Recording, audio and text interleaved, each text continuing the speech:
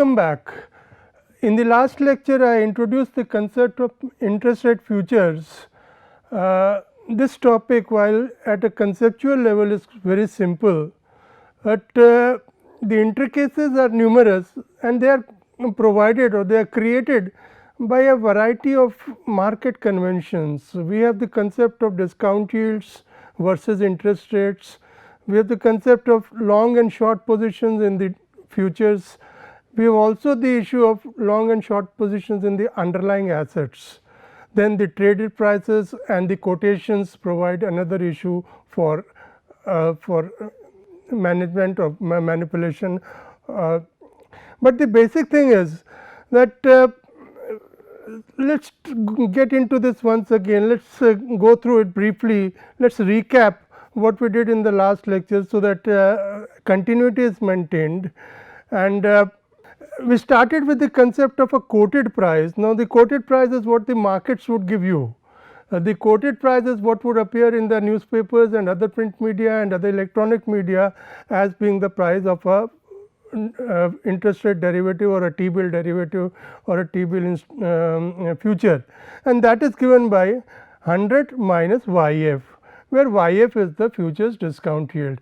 Now, it is important to remember, we shall be coming back to it again, that YF is the discount yield and not the interest rate. The actual futures value, if you use this expression and you take account of the fact that we work out the traded price or the transaction price in terms of a 90-day underlying instrument, although the actual settlement may be made of a 90-day or a 91-day instrument, depending on the nature of the contract, even 92-day instruments in case of US T-bills, depending on the nature of the futures contract, but the quotations and the traded prices are worked out on the basis of a 90-day underlying instrument. So, there are two important things here. Number one, quotations are based on yields and not interest rates, and number two, quotations are based on a 90-day underlying instrument, 90-day maturity of the underlying instrument, although actual settlement or actual physical delivery, where such physical delivery is mandated by the futures contract, is given in terms of a different tenured T-bill. So, let us quickly understand what is the difference between a discount yield and a interest rate. We have discussed it earlier, but let us recap. The discount yield operates on the face value of the instruments, operates on the maturity value of the instruments, and gives you the current price.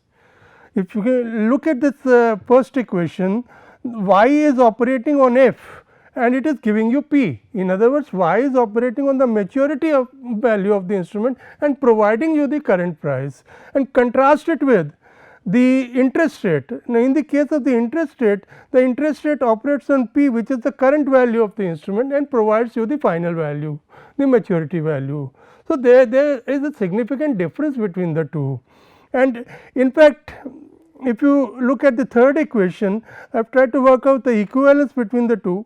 To first order, you can have some kind of an equivalence, but the equivalence breaks down as the R and T increase significantly.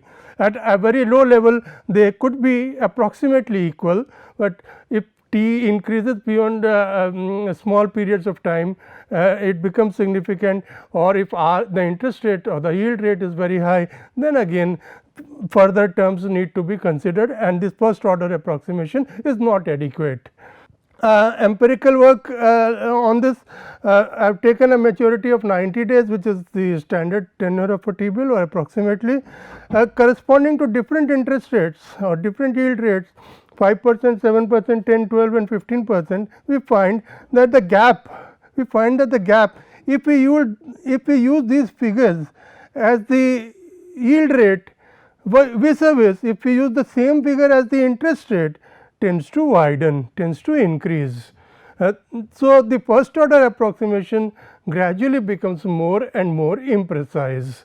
But the important thing is, the markets use discount yields as far as T-bill futures are concerned, they do not use interest rates.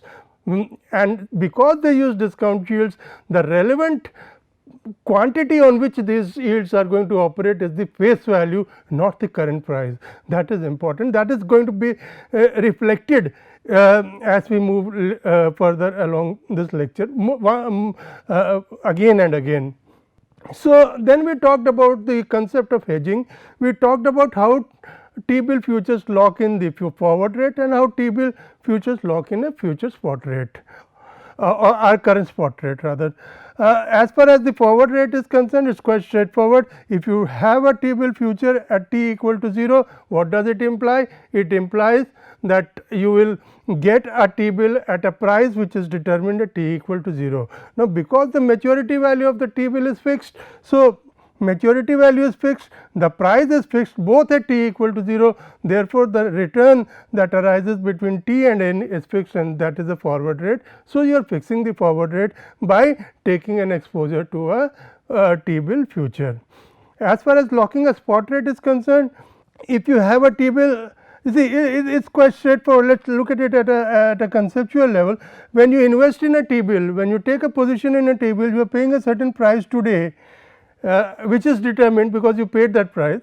The maturity value is also known, let us say it is 100 or whatever it is, but it is known deterministically. So, this is 100, let us say. So, the return over this period 0 to n is the maturity of the T-bill, is known to you. As I mentioned, if you take a position in a T-bill future now, if you take a position in a T-bill future entailing delivery at capital T of a T-bill which matures at n, then you are also fixing the forward rate over this period t and n. Keeping both in mind or considering both of them and applying no arbitrage, it automatically follows that the rate for 0 to t is also fixed. So, fixing S0n, fixing Ftn, you automatically fix S0t. You can look at it in a different way. In a transactional form, you buy a end-day T-bill, end is the maturity of the T-bill, buy an end-day T-bill is what you pay a price Pn, you pay a price Pn, and on maturity you will get you will get 100 rupees on maturity. At the same time, you take a short position in a T-bill future at t equal to 0, the price that you pay is the forward price or the futures price, which is F 0 t n. 0 implies that the price is fixed at 0, t is the delivery of the T-bill and n is the maturity of the T-bill. Now, this T-bill that you receive at t equal to 0 can be used to meet your short obligation at this point at t equal to capital T, because at this point it will have a maturity of n minus t days, which is what this contract mandates. The contract mandates that you deliver a bill with a maturity of n minus t days, which is what the bill that you are holding will have remaining as at point t.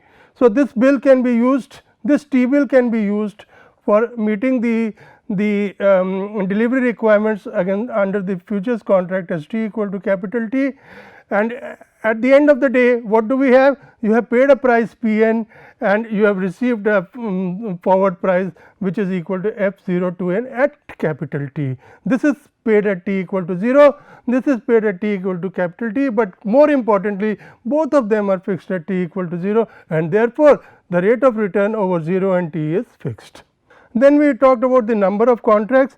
When we determining the number of contracts, it was important that we note the quantities, because this is going to be relevant in future. I point it out at this moment. The quantities that are involved is the face value of the spot or the cash exposure and the face value per futures contract, which these are two quantities which are relevant, the others are time periods relevant to the particular problem. Again I reiterate, it is the face value which is being used for calculating the number of contracts, face value of the exposure, face value of the T-bill. Then we discuss this problem, and while working out this problem there was an issue that the profit on the futures turned out to be 5,500, the loss on the cash position was 7,000, but then we discussed a very important issue. What we said was that the loss arose on the point at which the interest was paid which was at the end of the tenure of the loan, that is at n. At the end of the tenure of the loan, this loss of 7,000 was incurred. However, the profit was incurred when you liquidated the hedge, when you closed the hedge, which was at an earlier point in time, let us say it was at capital T. So, this profit of 5,500 arose at this point, whereas this loss of 7,000 arose at this point. Therefore, they are not per se, they are not mutually comparable, because they are arising at different points in time. So, we need some mechanism, again we come back to that time value of money. Either we transform this particular 7,000 to this to this point, or this 5,500 to a later point, and then compare them. But the more important issue is, why has these two factors, these two quantities arisen at different points in time? If you analyze carefully, the answer lies in this expression, in this quantities and this particular figure. On the one side, on the future side, futures market side, we are using discount yields, whereas on the interest, on this cash side, we are using interest rates. This is the incompatibility, because we are using interest rates, these interest rates are translating into amounts of money at this point in time, whereas the futures, because it involves the discount yields, it is translating into amount of money at the time the hedge is closed. So, that is the reason that the two quantities are occurring at different points in time. Had it been a discount yield, what would have been the picture? Had it been the discount yield, then we would have worked out the value, the change in value. Now look at this, look at this, this is again n, this is my T. Here I receive a profit from the futures market of 5,500 rupees, but now because these are yield rates, the discount yield rates, they operate on the face value and give you the present value, and because they give you the present value, this 7,000 loss is now arising at this point in time. This is the 7,000 loss that is arising in the value at this point in time, because it is not the interest rate now, it is the yield rate, and therefore, we need not discount this quantity any either forward or backwards. We need not transform this quantity either forward and backwards in time, because they are occurring at the same points in time. Another interesting feature, the loss that you observe here is minus 1,500, the net loss is minus 1,500. Let us explore this a bit further. If you look at this, the difference between the spot, the initial spot yield and the actual spot yield that turned out to be, it is 1.4%, negative 1.4%, 11%, 9.6%, that is minus 1.4%. Let us look at what has happened in the futures market. In the futures market, from 10.8% it has changed to 9.7%, that change is 1.1%. So, in the futures market, the change in yields has been 1.1%, the change in yields in the spot market has been 1.4%. Recall that we had worked out the number of contracts on the premise that the changes mirror each other, beta is equal to 1, and therefore, the changes in the futures market and the changes in the spot market are equal. That was the assumption on the basis of which the number of contracts were worked out. In actual fact, what we find is that the change in the spot yields has been slightly more than the change in the futures yield by a factor of 0.3%. This has been 1.4, this has been 1.1%, the difference is 0.3%. If you apply this on the exposure that we have taken in the futures market, you end up with this quantity. So, that is how this minus 1,500 figure can be reconciled. If you look at this, the exposure is 1 million, exposure is 1 million. If you look at it into 0.3%, 0.3%, and the loan is for half year, this works out to 1,500 rupees, which is the difference between the two. So, the present value correction was necessary because we were using different parameters for the measure of return. On the one, in the futures market we were using yields, in the cash market we were using interest rates. Non-compatibility between the two mandated that we work out the present value, which was obviated if we use discount yields. Now, let us do another problem. Suppose that it is t equal to 0 and a treasurer realizes that t equal to 5 months, the company will have to issue $5 million. This is the face value. $5 million is the face value of the commercial paper with a maturity of 6 months. The amount that it will actually receive will be the present value of this face value. It is a discount instrument. So, it will be redeemed at face value and it will be issued at discount to face value, which will, the difference between the two will constitute a return for the investor. So, 5 million is the face value and 6 months is the tenure of the instrument. And then he says, if the instrument was issued today, the company would realize 4.82 million. What is he worried about? He is worried about if the interest rates increase, then the present value factor will decrease, people will demand more return, and if people will demand more return, the amount that he will receive for a face value of 5 million, you see this quantity is fixed, let us say this quantity is fixed. So, if the interest rates increase, the amount that he will receive as of today in order to redeem at 5 million will fall, will reduce, and therefore, he wants to protect against a rise in interest rates, as a result of which his collection from the issue proceeds do not fall down, are adversely affected. So, what does he do? He takes a short position in T-bill futures contracts. If the T-bill futures increase in value, he will make a profit, and if the T-bill futures decrease in value, he will make a if the T-bills increase in value, he will make a loss because he is taking a short position, and if the T-bill futures decrease in value, he will make a profit. Now, if the interest rates increase and the T-bill interest rates also show a mirror a similar increase, then the prices of the T-bills will fall and he will make a profit on the short position, which will compensate him for the loss that he will make on the cash position, the loss that he will make in terms of the realization of the issue proceeds against the CP issue of 5 million. At 5 months from now, he liquidates the hedge, he closes the hedge at 88.20 and the yields, CP yields, now in the word used is yields, please note this.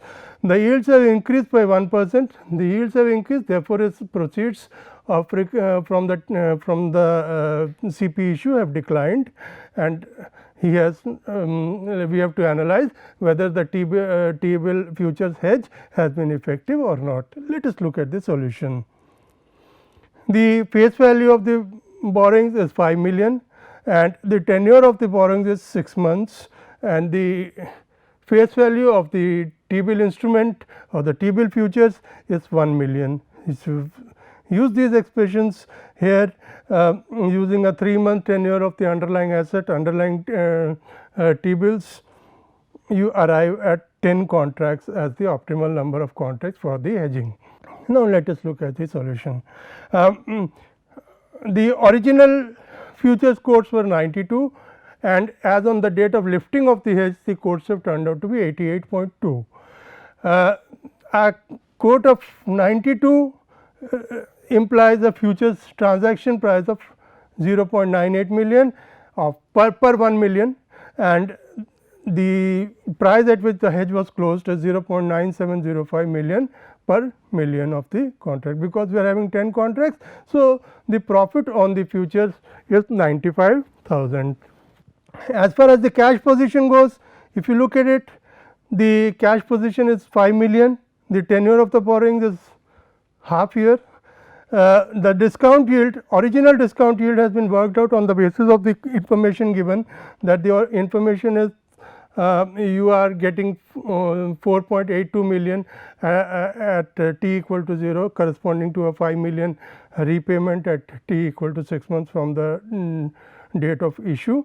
that comes to 7.2%, and the discount yield has increased by 1%, so it is 8.2%, and at 8.2% the proceeds that you will get from the issue are 4.795 million. That is, you have suffered a loss of 25,000 units of money. Combining the two, you find that you earned a profit, and a gigantic profit of 70,000 units of money.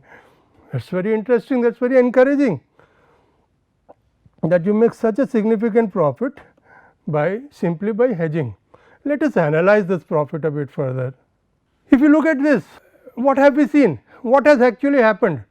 What has happened is, let us go back. What has actually happened is that the spot yield has increased by 1%, spot yield has increased by 1%, and the futures yield has increased by 3.8%. That is one thing. The second thing is, this is, you see, these are stochastic processes, both of them, and it is not necessary. You see, in this case you earned a profit of 70,000 rupees. Let us look at the let us look at a situation which is diametrically opposite to this. Let us assume that the futures yield has decreased by 3.8%. In the previous case it increased by 3.8%. In this case, let us assume that it decreases by 3.8%. That could also have happened. And let us say the spot rates also decrease by 1%. This is minus 1%, this is minus 3.8%. Let us say both the things operate in the opposite direction to what happened in the previous case. Now, what happens? What happens is, in front of you, the profit is translated into a loss. The profit of 70,000 has now translated into a loss of 70,000. The important thing here is that 3.8 plus 1% plus could very well have been minus 3.8% and minus 1%. These are random variables. So, it really boils down to the perception of the hedger, that when he plans the hedge, when he decides to take the hedge, what is his take on the future evolution of the interest rates or the yields. On the basis of his perception, he plans a suitable hedging strategy, and if the future evolves according to his perception, he is protected and he may even make a profit. However, if the market responds adversely to his perception, he could still make a loss, as is seen in by this. Now, the second thing is, why are we having such gigantic figures? That is another issue. That question is answered by these two quantities. We worked out the number of contracts on the basis that beta is equal to 1. Beta is equal to 1 means what? It means that the changes in the futures yields and the changes in the spot yields are equal. In actual fact, what has happened is, the future yields have far overshot the spot yields. The spot yield has increased by 1%, the future yields has increased by 3.8%, almost 4 times, and that is the reason why the hedge, the exposure has been over hedged. To justify what I am saying, I have reworked out the problem, now taking beta as 1 upon 3.8. 1 upon 3.8, that works when you use this quantity of beta equal to 1 upon 3.8, you end up with 2.63 contracts instead of 10 contracts, because the futures market is fluctuating 3.8 times the spot market, and you want to cover the spot market fluctuations, you require 1 upon 3.8 times the exposure in the futures market, because 1 unit in the spot market corresponds to a 3.8 units in fluctuation in the futures market, and as a result of which the number of contracts goes down from 10 to 2.63, because beta is now 1 upon 3.8. It is reduced from what we had of 1, which was the original assumption that spot yield and future yields move in tandem with each other in terms of magnitude.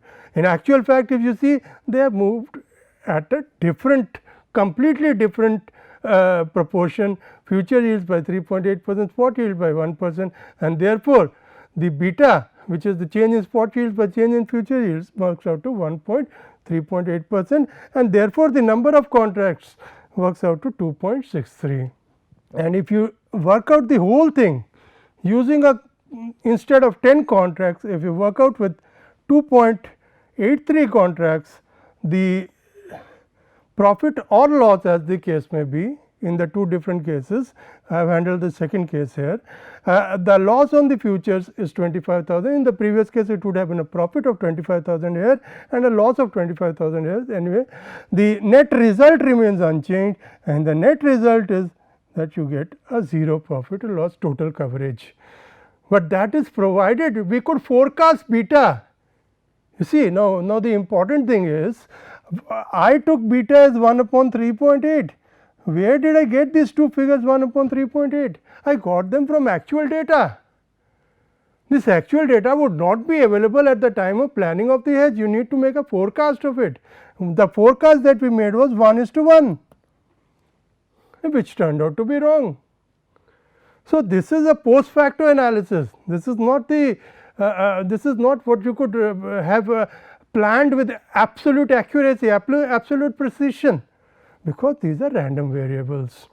So, that is an issue, but nevertheless, there are certain implications, certain basic things which we need to keep in mind always. The first thing is that the futures payoff is linear.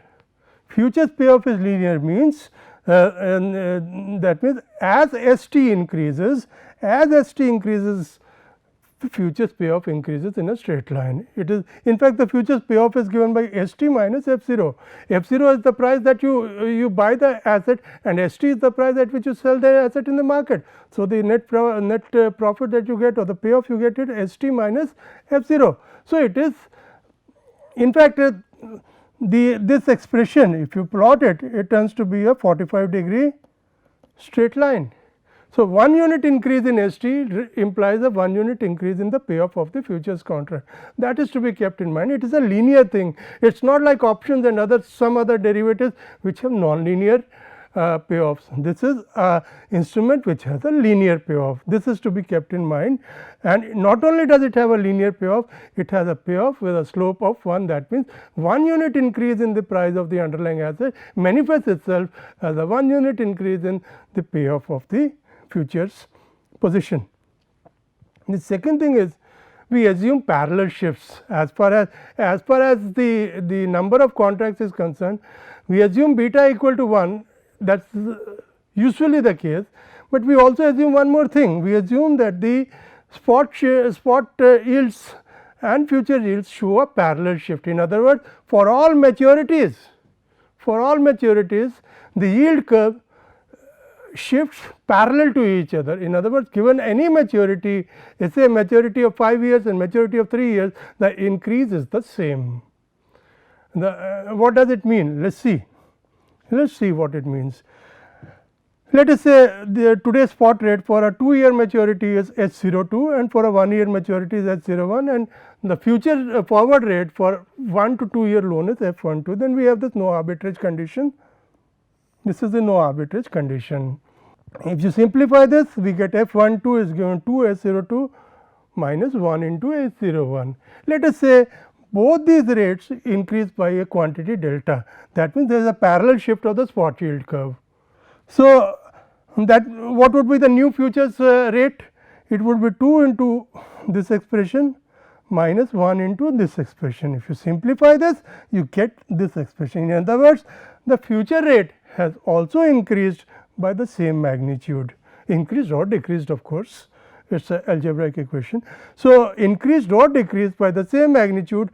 So, in other words, what do we conclude? We conclude that if the spot yield curves shifts parallel to each other, the forward rates also increase in the same proportion, same magnitude. And just to recap again, yields given by 100 minus QF. QF is the quoted price. Yield in terms of the traded price is given by this, and traded price in terms of the yield is given by this section. These are very fundamental equations. You need to keep track of them. yields and prices, what is the relationship between them. Now, we come to the next issue, right. We will take it after the break. Thank you.